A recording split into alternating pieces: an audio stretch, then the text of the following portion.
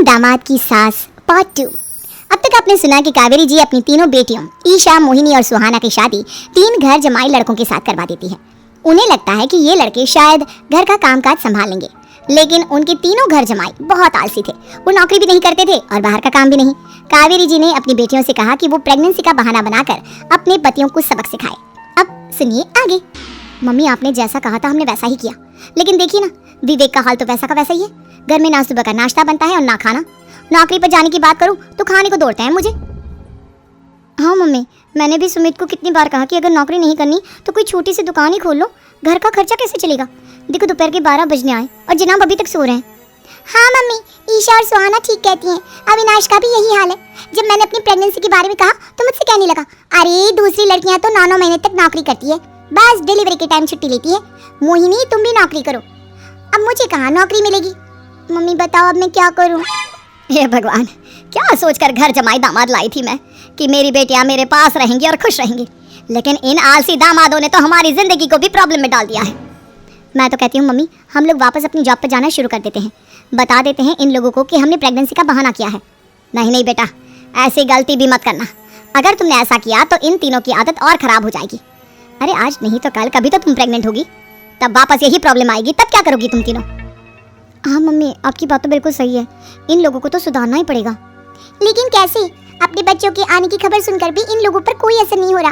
पैसे कमाने के लिए घर से बाहर निकलना ही नहीं चाहते ये तीनों। अब मेरे दिमाग में एक प्लान आया है। तुम तीनों चिंता मत करो, उन तीनों को बुलाओ, फिर मैं बात करती हूँ। थोड़ी देर बाद कावेरी जी अपने तीनों दामादों को सामने बुलाकर अपनी बात कहना शुरू करती हैं। अविनाश, सुमित और विवेक, देखो बेटा, मैं ना तुम तीनों से बड़ा प्यार करती हूँ, इसीलिए तो तुम्हें घर जमाई बना कर रखा है मैंने। अरे मम्मी जी, सीधे सीधे कहिए ना, क्या बात है। प्यार तो हम भी आपको बहुत करते हैं। अरे मम्मी जी, आपकी इज्जत भी बहुत करते हैं। अरे भैया, आपके जैसी सास और कमाने वाली बीवी सबको मिलती है क्या? हाँ मम्मी, विवेक और सुमित ठीक कह रहे हैं। आपकी बेटी से शादी करके मेरी तो जिंदगी ही अच्छी हो गई है। जानती हूँ मैं, और ये भी जानती हूँ कि तुम तीनों अपने अपनी बीवियों से बहुत प्यार करते हो। बेटा, बात ऐसी है कि हमारे कुल गुरु ने कहा है कि प्रेग्नेंट होने के बाद मेरी तीनों बेटियां शुरू के 4 महीने हमारे गांव में जाकर रहेगी, जहां मेरे चाचा जी रहते हैं।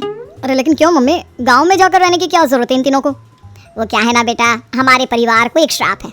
अगर मेरी बेटियों ने यहाँ पर बच्चा पैदा करने की कोशिश की तो उनके बच्चों को कुछ भी हो सकता है। इसलिए अब से लेकर 4 महीने पूरे होने तक इन्हें गाँव वाले घर में रहना पड़ेगा।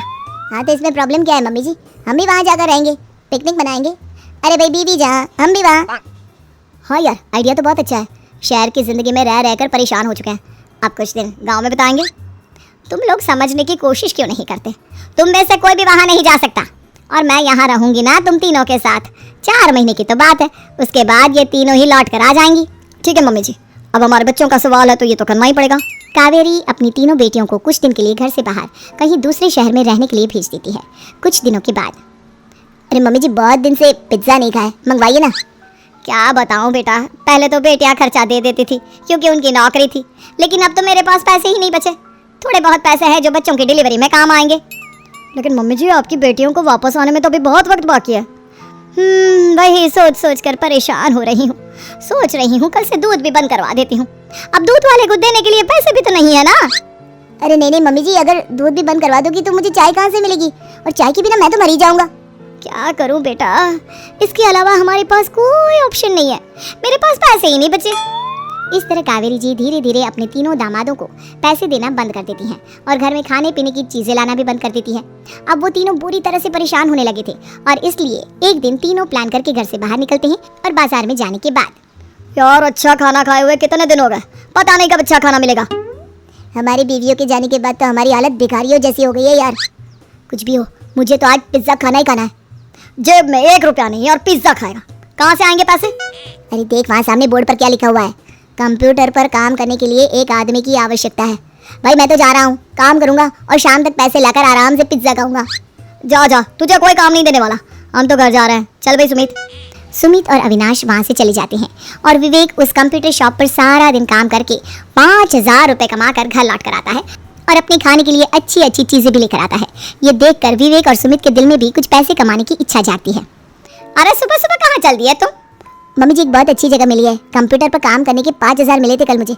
अगर रोज काम करूंगा तो पूरे 40,000 की तनख्वाह। अरे वाह, ये तो बहुत अच्छी बात है दामाद जी, आपको जाना ही चाहिए। सुमित और अविनाश विवेक को इस तरह तरक्की करते देखकर परेशान हो जाते हैं और वो दोनों भी काम की तलाश में निकल पड़ते हैं। धीरे धीरे उन दोनों को भी काम मिल जाता है। अब कावेरी के तीनों दामाद छोटी मोटी नौकरी करके अच्छा पैसा कमाने लगे थे। एक दिन कावेरी उन्हें अपने पास बुलाती है। अरे वाह, विवेक 40,000 कमा लेता है, अविनाश 60,000 और सुमित तुम भी 40,000 के आसपास कमा ही लेते हो। कुल मिलाकर तुम अच्छे खासे पैसे कमा रहे हो बेटा। हाँ मम्मी जी, बहुत मजा आता है जब महीने के एंड में मोटी रकम हाथ में आती है। पूछिए मत मम्मी जी, घर में रहकर रोटी बना कर और तो जैसा महसूस होने लगा था मुझे तो। हाँ बेटा, तुम तीनों की बात तो बिल्कुल ठीक है। और जानते हो, अब तुम तीनों की पत्नियां भी वापस लौट कर आने वाली है। लेकिन मम्मी जी, अभी तो उन्हें गए सिर्फ 2 महीने हुए हैं। आपने तो कहा था वो 4 महीने के बाद लौट कर आएंगी।